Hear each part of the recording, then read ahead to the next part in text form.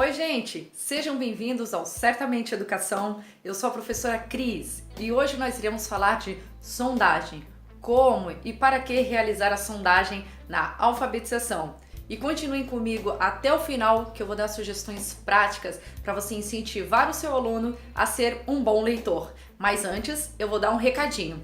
Se você quer se aprofundar mais na alfabetização, eu te convido a assistir o meu vídeo 1, 2 e 3, como a criança aprende a linguagem escrita. E aí você procura lá no YouTube o que é a sondagem. Ele é um documento fidedigno que identifica o processo de quê? De desenvolvimento da linguagem escrita para embasar as intervenções pedagógicas. Por que eu coloquei um documento fidedigno? É um documento fiel que a criança vai realizar e você não pode interferir. E ele vai identificar o processo de desenvolvimento da escrita da criança no decorrer do ano. Então é um documento que você vai ficar aí no ano inteirinho. E para quê? Qual o objetivo do documento? Embasar, dar um suporte nas suas intervenções pedagógicas. Ou seja, para você trabalhar então em cima da dificuldade da criança. Você nota a dificuldade e vai conseguir aí adaptar, fazer os reajustes na dificuldade do aluno. Eu coloquei aqui pontos importantíssimos a respeito da sondagem. 1. Não é uma atividade avaliativa, nada de agregar valores. Então, gente, é uma atividade espontânea que a criança ela vai escrever da forma que ela acredita ser aquela palavra que você vai ditar, ok? O segundo ponto relevante é o 2, não influenciar. Como eu falei, você não pode, por exemplo, a criança, você fala assim, olha João, escreve aí bola. A criança escreve bola e você fala, presta atenção, o bola, é verdade, começa com D? Olha como eu vou falar, tem certeza que é com D? Porque senão você não vai ter o documento que eu falei fidedigno, o documento fiel. E aí você não vai conseguir acompanhar de fato o desenvolvimento do seu aluno. E o outro relevante é o 3, ditar naturalmente. Nada de ficar falando assim, vamos lá, vou ditar a palavrinha bola. Não, fale naturalmente. Bola, carrinho, boi, enfim. E o último, 4, pré-silábico e silábico. Você vai realizar a sondagem individualmente. Como que vai ser, professora? Você vai pedir, então, para cada aluno, um por vez, vai sentar do lado da sua mesa, você vai deixar uma cadeirinha lá com uma folha, papel. No momento que você ditar, a criança vai escrever e presta atenção. Na folha que o seu aluno está escrevendo, evite fazer anotações. O máximo que você pode fazer é, por exemplo, você fala, escreve bola. O aluno vai escrever, depois você vai falar, agora leia para mim. Ele vai ler, bola. Você vai fazer os 2 riscos como se fosse a sílaba. Por que, professora, eu não posso ficar escrevendo? Porque a criança pode perder o raciocínio, ok? Então você já vai saber onde você vai poder ir fazer as anotações, ok? E por que eu falei que o pré-silábico e o silábico, a sondagem é individual? Porque se você, por exemplo, sentar com todo mundo, ou se você pedir para a criança escrever a lista e ao término você falar, agora vamos lá, qual foi a primeira palavrinha que eu ditei? Ele vai olhar e vai, ele vai esquecer. Então, lembre-se, o pré-silábico e o silábico individualmente, hein, gente? Agora nós vamos falar sobre o erro. O que significa o erro para você, professor? Muitas pessoas acreditam que se a criança está errando, ela não está aprendendo nada. Mas vamos lembrar de uma cena típica aí que ocorre dentro da sala de aula. Você está lá, todo empolgado, dando a sua aula, e aí tem um aluno que ele pergunta, e você fala, meu Deus do céu, mas eu já falei tantas vezes, esse aluno não compreendeu ainda a mesma pergunta várias vezes, ou senão ele vai fazer uma atividade e ele sempre está errando, como por exemplo, você fala, João, faz um favor aí, escreve bola para mim. E ele vem com a palavra escrita bola, só que ele coloca o B e o L. E você sem ter conhecimento nenhum sobre os níveis de escrita, você vai falar, não acredito, gente, esse menino errou. Bola, presta atenção, tá faltando as vogais. Mas na realidade, ele está mostrando que aquele erro, ele seguia um raciocínio. Dentro do erro, há um raciocínio da criança. E a gente precisa ver além do erro. Ali ele está dizendo, professora, eu sou silábico com valor sonoro. Olha, eu já estou bem evoluído. Enfim, o erro mostra que o aluno está se desenvolvendo, ele está aprendendo. Ao contrário daquele aluno que não faz nenhuma pergunta, ele nunca erra porque ele nunca pergunta, ele nunca tenta, ele nunca participa. O aluno que está errando, ele está mostrando que está aprendendo. Vamos tentar entender de acordo com os PCNs, tá? Eu fiz um resumo aí. Os parâmetros curriculares nacionais, eles dizem que o erro é inerente ao processo de aprendizagem e ajustar a intervenção pedagógica ajudará o aluno. Ou seja, você vai observar o erro e vai, opa, o que eu preciso fazer aqui para auxiliar o meu aluno que não está compreendendo o que eu estou falando? Será que eu mudo a técnica? Será que eu mudo a minha entonação? Será que eu coloco jogos? O que eu posso fazer? E aí, professor, vai do seu bom senso. Vamos lá, então, dando continuidade. Aí você vai perguntar, tá bom, professora, e como que eu vou fazer a sondagem? Vamos lá, gente. Aqui eu vou dar a sugestão que você pode ditar. Antes, eu vou pedir para que você dê um pause e olhe com todo o cuidado aí, olhe os detalhes da sondagem. Vou dar licença, deu pause. Agora que você já deu pause, você percebeu que eu escolhi palavras do mesmo campo semântico. Então aqui, por exemplo, do meio ambiente. O que eu coloquei aqui no meio ambiente? Comecei com polissílaba, trissílaba, dissílaba, monossílaba. Por que monossílaba? Deixei para o final. A criança que está no processo de alfabetização, ela acha que para escrever uma palavra tem uma quantidade mínima de letras. Então, ela acha que no mínimo umas 3 letras para escrever uma palavra. Então, vai a minha dica aí. Professor, não comece alfabetizando, ensinando monossílaba, que a criança vai ter dificuldade. Então, vamos lá. São 4 palavras: poli, trissílaba, dissílaba, monossílaba e ao término uma frase.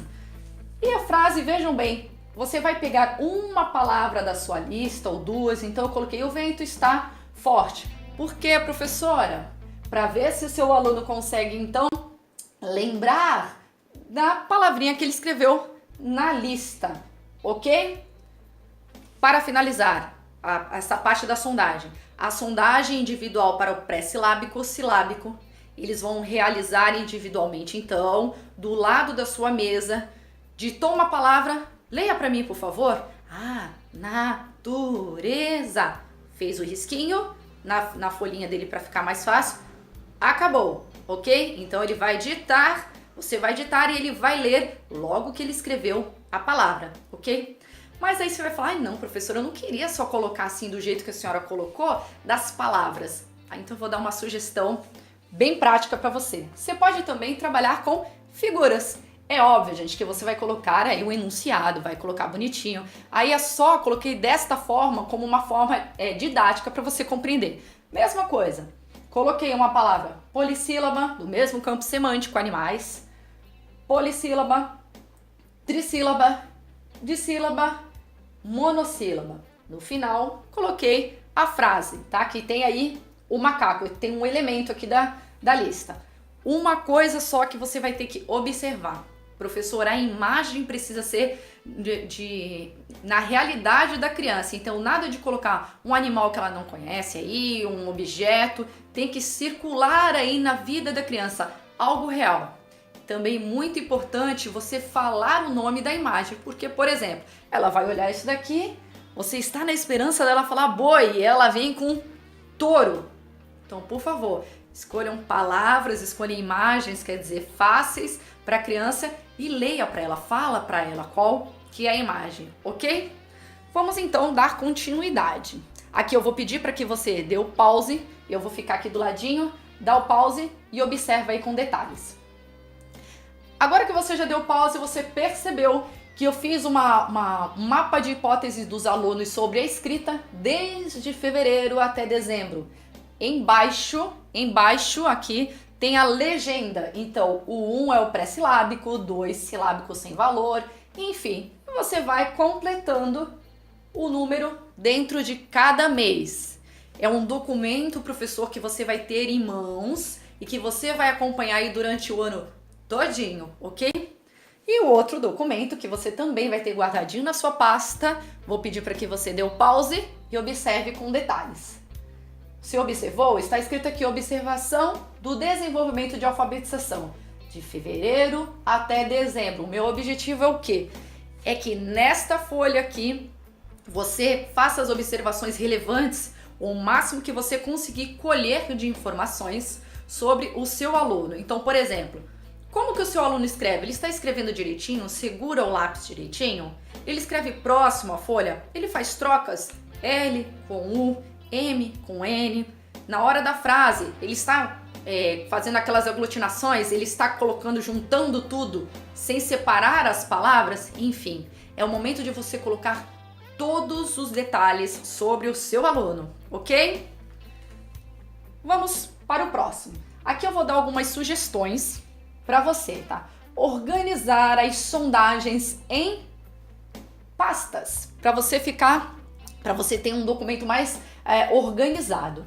O outro é realizar mensalmente. Eu recebo vários e-mails perguntando, professora, qual o tempo que eu vou ter que passar uma vez por semana? Gente, uma vez por semana, além de você não ver grandes progressos, o meu objetivo nos vídeos é otimizar o seu trabalho. Então imagina, você fazendo sondagem com 30 alunos, ok? Vai ser muito complicado. 15 dias até você consegue ver algum avanço, mas a sugestão é uma vez por mês, mensalmente, porque você consegue ver então um desenvolvimento relevante, significativo mesmo, ok? Silábico, alfabético e o alfabético realizam ao mesmo tempo. Lembre-se, o pré-silábico e o silábico, não, tá? Você vai chamar um por vez. Mas quantos alunos eu chamo durante o dia? Aí é muito relativo, depende da sua realidade em sala de aula, professor. Você pode pedir 3 por dia, enfim. O que você precisa notar é que a sua sondagem ela tem que ser bem feita. Então, se você tenta fazer com muitos alunos, talvez você não tenha um bom resultado. E uma observação, enquanto você está realizando a sondagem com o seu aluno ali, próximo a você, o restante da turma precisa estar fazendo alguma atividade que não exija muito de você. Então, uma pintura, um recorte, algo que eles consigam aí desenvolver sozinhos, ok? Então, vamos voltar aqui como eu coloquei, tá, gente? O silábico e o alfabético realizam ao mesmo tempo. E como você vai fazer isso? Você vai chamar os alunos e vai sentar próximos um do outro e vai falar: vamos lá, pessoal, vou ditar a primeira palavra, macaco. Você vai caminhando entre eles e observando. Eles já vão entender o que estão escrevendo, mas se em algum momento você olhar assim, caramba, o que será que meu aluno escreveu? Se você chamá-lo à sua mesa, obviamente ele vai conseguir rapidamente lembrar: professora, a senhora ditou macaco. E aí você consegue fazer aí as suas observações, ok? Vamos dar continuidade.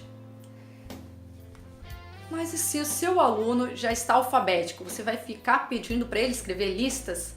Não, porque você vai saber que ele vai realizar tranquilamente, com muita facilidade. Então a sugestão é sondagem textual. Aqui eu não vou focar na oralidade, apesar de ser muito importante. Eu vou deixar para um próximo vídeo, para que este não fique extenso. Nós vamos observar o que? A escrita e a interpretação aqui na sondagem textual. Vamos lá.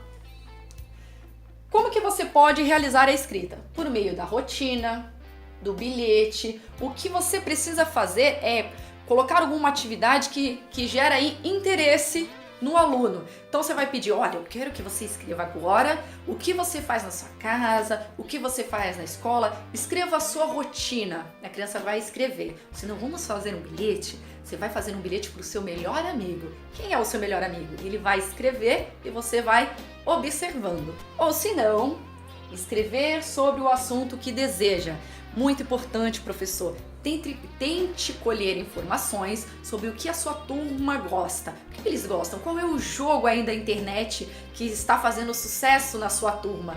E aí você vai pedir para o seu aluno alfabético, então, realizar uma produção de texto em cima do que ele gosta. Ou outro, observar uma imagem e desenvolver o texto. A imagem, como que você pode selecionar a imagem? Tem que ser uma imagem que gera interesse, uma imagem que corre e caminha na realidade do aluno. Então, mais uma vez, veja o que a sua turma gosta aí, pegue a imagem e peça para o aluno escrever sobre, ok? Então vamos lá. A sondagem textual, primeiro nós vimos a escrita e o segundo era o quê? A interpretação. Vamos ver na interpretação, mas antes, precisa ter, professor, na sua mente muito claro o que você deseja. Você deseja, por exemplo, ver o parágrafo, porque quando o aluno está começando a produzir textos, ou ele não coloca parágrafo, ou ele põe parágrafo em tudo, ou o que a gente mais vê, o aluno começa com o parágrafo bem bonitinho, só que ele vai indo para o meio, ele vai para o meio da folha. O que você então quer observar? A pontuação, trocas de letras, M com N, C cedilha com S, P com B, L com 1, ou ausência do verbo no infinitivo, não coloca. Falar, cantar, nadar, brincar. Registro fiel da fala, ele escreve exatamente como fala, o aí, o né. Então, você precisa deixar claro para o seu aluno, olha, você fala desta forma, mas ao registrar, você não pode, a gente não pode, né, gente, escrever do mesmo jeito que a gente fala. Tem que ficar muito claro que, por exemplo, você está me ouvindo, se você fechar o olho, você vai saber algumas coisas sobre mim só pela forma que eu estou falando. Então, peraí, ela não é um bebê, ela é um adulto, é uma mulher, enfim.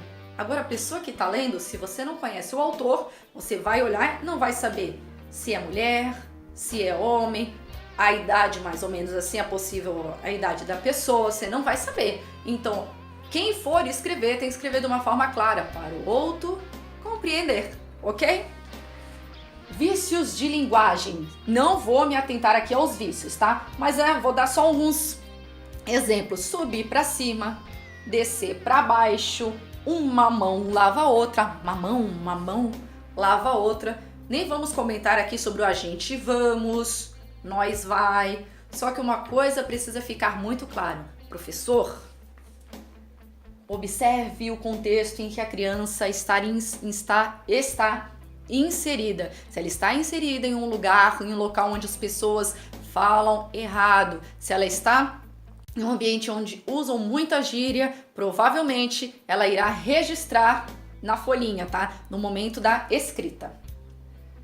Sondagem textual. A primeira foi o que, gente? Alguém lembra? Foi a escrita. E agora a interpretação. Pedir para interpretar o que escreveu. Ele escreveu um bilhete, ele escreveu, recontou o seu conto, ele vai ter que ler, ok? Ou se não, interpretar um texto curto e de fácil compreensão. Gente, fácil compreensão, vou destacar que nós já vamos entender por que eu tô colocando. E o que você vai observar? Se ele consegue transmitir a informação com clareza ou se ele compreende o que lê. É o nosso maior sonho enquanto alfabetizador, é que a criança compreenda então o que ela está lendo, não apenas decodifique. Por que eu estou colocando aí um texto curto e de fácil compreensão? Porque, gente, o tamanho do texto não quer dizer muita coisa. Porque muitas vezes a gente pega um texto curtinho, porque é alfabetização, então não posso colocar um texto muito grande que o meu aluno vai se perder. Só que é um texto tão complexo que ele não compreende nada. E muitas vezes a gente pega uma parlenda, que é um texto de memória que a criança já conhece aí, já é algo que circula na vida dela, nas brincadeiras, e ela tem mais facilidade, ela consegue compreender as letras, ela consegue compreender quantas palavras tem, enfim. Vou dar um exemplo muito fácil para você. Vamos ver um texto curto aqui. Um pequeno trecho de Nietzsche que ele diz: quem luta com os monstros deve velar, porque, ao fazê-lo, não se transforme também em monstros. E se tu olhares durante muito tempo para um abismo, o abismo também olha para dentro de ti. Fácil, né? Não é fácil. Imagina a criança, ela vai ficar totalmente perdida. Então, na hora de você escolher um texto para a criança interpretar, escolha um fácil que ela consiga fazer sem você, que ela interprete sozinha, ok? Vamos lá! Como inserir a criança na cultura letrada? O nosso maior objetivo, que é trabalhar o letramento, não apenas a técnica, que é a alfabetização. Dentro da alfabetização há uma técnica que a criança precisa aprender como segurar no lápis, como que a gente escreve na linha, enfim. Mas e como inserir a criança numa cultura letrada? Lendo para ela. A gente consegue observar aí na educação infantil como os professores leem com tanta frequência para a criança. Só que a gente observa aí quando as crianças vão crescendo que muitos param. Por quê? Ah não, mas o aluno já sabe ler. Dou um livro, ele fica lendo lá e pronto. Não, gente, mas leia para a criança, leia para o seu filho, independente se ele já sabe ler ou não. Porque ele vai adquirir um vocabulário mais sofisticado, ouvindo você contando, prestando atenção na sua entonação, e é prazeroso, né? O momento, você e o seu aluno. Eu vou fazer uma observação. Eu recebi um e-mail há pouco de uma professora perguntando: professora, é verdade que quem lê muito, escreve bem? Bom, a probabilidade da pessoa escrever melhor é muito grande, mas não significa, tá? A gente observa aí pessoas que leem bastante, mas na hora de registrar não tem a técnica, não tem o conhecimento da nossa gramática, enfim, ok? Bom, é só para eu responder a perguntinha aí, tá ok? Então vamos lá, lê sempre. Se você está grávida, leia para o seu bebezinho aí na barriga. Qual é a melhor idade, professora, para oferecer livros? Sempre. Desde o seu bebezinho nasceu, dá um livro para ele. Óbvio, respeitando a idade. Eu tenho vários livros, vários vídeos falando sobre isso, tá? Procura lá.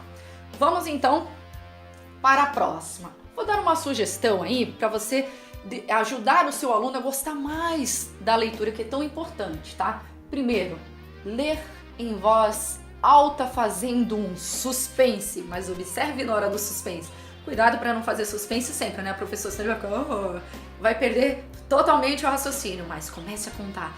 Era uma vez, né? E o que você acha que aconteceu? Ai, gente, será que eu conto? Faz um suspense que a criança vai ficar curiosa para saber o que está acontecendo, ok? Vamos para o outro. Reflexão sobre o texto. A sugestão, fábulas, parábolas, contos. Não vou me atentar a cada, tá? Só vou resumir. Fábulas, todos passam algum ensinamento. As fábulas têm os animais que se comportam como seres humanos. A parábola, geralmente encontrada na Bíblia, o diferencial é que os personagens são pessoas mesmo. E o conto de fada, tem o bem, tem o mal. O bem vai passando por vários problemas, mas ele vence. Qual o meu objetivo aqui de trabalhar com tais gêneros? É que a criança então consiga ver além das palavras, que ela consiga então imaginar e ampliar a sua criticidade, que ela olhe para o texto e veja além. O que aquele texto está tentando passar? E a sugestão para você da alfabetização seria o que eu falei agora, tá bom? Seriam os que eu falei. Pedir para identificar uma imagem no texto. Então a criança está observando a sua leitura e você fala: olha, vamos parar um pouquinho aqui. Como que você consegue notar que está à noite? Como que você notou? Ah, professora, porque o céu está escuro? Porque tem a lua? Também vamos levar a criança a observar os detalhes do livro, ok? E o outro é caixa surpresa. Eu faço muito com os meus alunos, que você vai dando pistas no decorrer da aula. Então, vamos ver como que pode ser a caixa surpresa. Dentro de uma caixa você vai encapar. Eu sei que a gente da pedagogia, e desculpa a minha falsa modéstia, a gente tem uma habilidade para fazer as coisinhas bonitinhas, fofinhas, com EVA, enfim. Faça uma caixa bem bonitinha e coloque lá, caixa surpresa. Dentro da caixa você vai colocar um objeto que está relacionado com a história que você quer contar. Então, por exemplo, eu vou contar a história do patinho feio. Você vai colocar um patinho de pelúcia dentro da sua caixa, vai deixar em alguma parte da sua sala, em cima do armário, em cima da sua mesa, num cantinho, e vai falar assim: olha, agora eu vou dar sugestão, tá, para vocês no decorrer da aula. Então você dá a primeira sugestão: olha, gente, é um animal, e deixa os alunos aí tentando descobrir. Depois, no decorrer da aula, segunda dica, é uma ave, enfim, e você vai falando. No finalzinho da sua aula você mostra qual é o objeto, conta a história. A criança ela aprende melhor no concreto. Quando ela é muito pequenininha, sem educação infantil, ela não tem ainda uma maturidade visual tão boa assim. Então ela precisa tocar, tatear. E eu tenho certeza que quando você colocar um objeto, a criança vai querer apertar, porque assim ela vai aprender. E minha última sugestão: expor um objeto que tenha ligação. Professor, é a mesma coisa. Não é, gente. Expor um objeto como? Você vai falar sobre o Saci. O que você faz? Você traz um gorrinho vermelho, ou pendura na porta, ou deixa em cima da mesa. E aí você vai estimular os seus alunos a tentar compreender o que é aquilo, sobre o que você vai falar. Professora, Chapeuzinho Vermelho? Papai Noel? Enfim, também quando você notar que os alunos já estão próximos à resposta e tentando, já conseguindo identificar quem é, conta a historinha. Então, professor, conto com a sua ajuda. Por favor, divulguem que eu dou aula de reforço de alfabetização do 1º ao 5º ano. As minhas aulas são individuais, meu material é personalizado. Divulgue para os pais dos alunos de vocês. Peça para um aluno aparecer aqui comigo e assistir uma aula gratuita, ok? E para finalizar, então, vou dar a sugestão de um livro aqui para vocês, que é a Psicologia da Aprendizagem, Aplicações na Escola. Aqui, esse livro é muito interessante porque ele fala sobre vários temas relacionados à alfabetização e eu vou deixar um gostinho aí de curiosidade. Qual é o grande motivo do fracasso da alfabetização? Aqui nesse livro responderam. Tchau, tchau, gente. Espero ter ajudado de alguma forma e continuem acompanhando. Se puder, peça para os seus amigos também curtirem a minha página. Tchau, tchau.